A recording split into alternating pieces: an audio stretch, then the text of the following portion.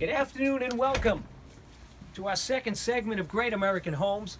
My name is Joey Boombatz of Murillo Tours, and today we are privileged and honored to be at the birthplace of the legend Bernard Slowey. Today we will explore the man behind the myth, frontiersman, explorer, philanthropist, entrepreneur, humanitarian, and arguably the heartthrob of all blind women over the age of 75. Well, it all started here at this little log cabin in humble beginnings. The cabin was nestled between all the triple deckers in South Boston. Before I take you inside, though, I want to show you a couple of points of interest at this National Historical Site. First of all, the life-size statue of Bernie that was that captivated the public and was commemorated in 1933. Then there's the still, the first still from Bernie's bar. Now let's go inside.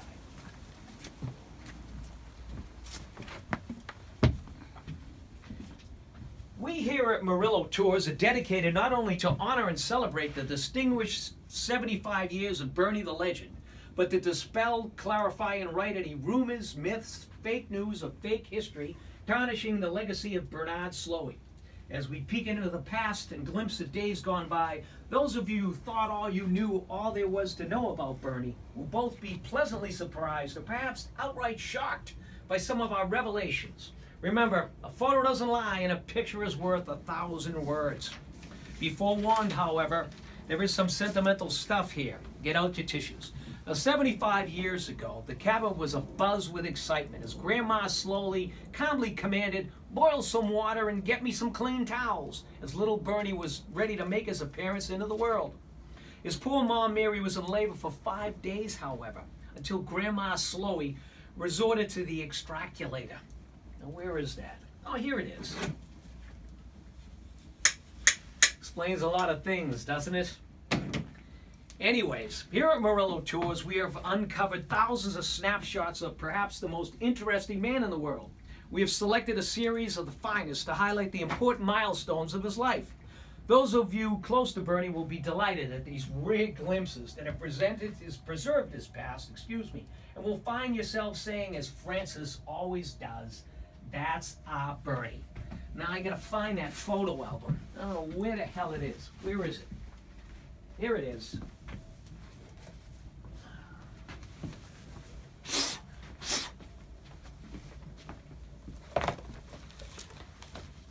So let's begin. Bernie's early years. We open with Grandma Slowey as she lovingly gazes for the first time at her new grandson. Now you know where Bernie gets his good looks. And here's baby Bernie, fresh from the oven. Look at that smile. Then we have Bernie in his baby buggy.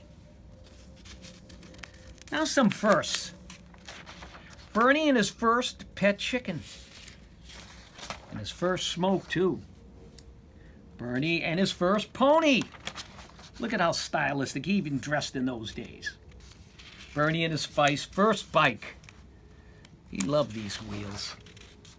Bernie and his first motorcycle. And finally his first jalopy, and I'm not talking about Fran, I meant the car. Bernie has always been an industrious, hard-working go-getter. Fran and little Mary never had to worry about a roof over their heads or food on the table. Here he is at one of his first jobs, picking cotton in the fields and now the runways of Logan Airport. Then there's Bernie with his dad, James, at Take Your Son to Work Day. Speaking about bringing home the bacon, well, he did. And the rabbit and the moose and the deer. His proud mother, Mary, roasted it up in this very fireplace. Here is that actual flintlock and coonskin hat that he wore when he killed all those animals. As a matter of fact, I've even got the flintlock. The actual flintlock. Can't you picture him tracking moose in the mud wallows of Castle Island? Here he is as the original bike messenger in Cambridge. He picked up many a girl that day. Next, here he is washing windows downtown in a financial district.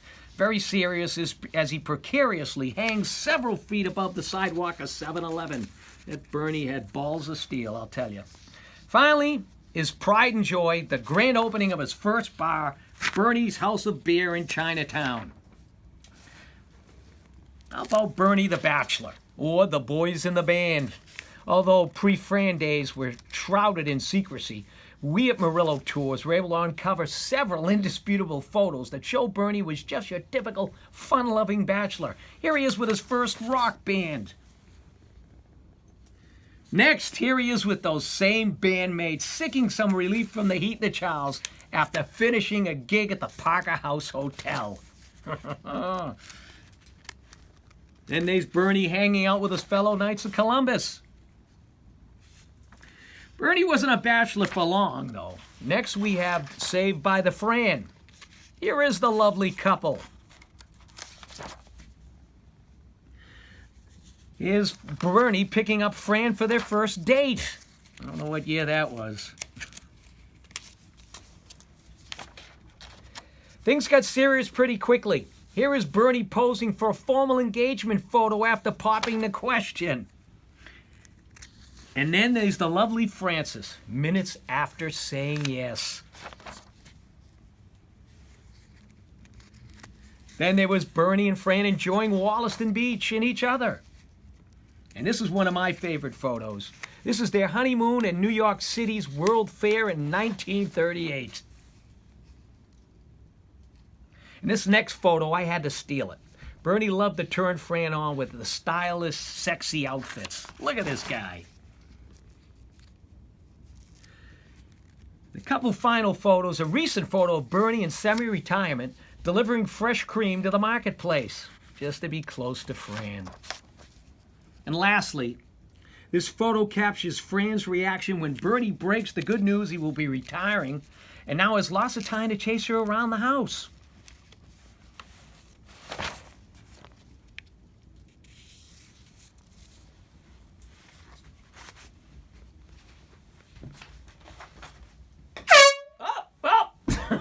Well, I'm afraid I must go. That's the next tour bus. This is Joey Boombots of Murillo Tours thanking you for your attention and detail and wishing Bernie a very, very happy 75th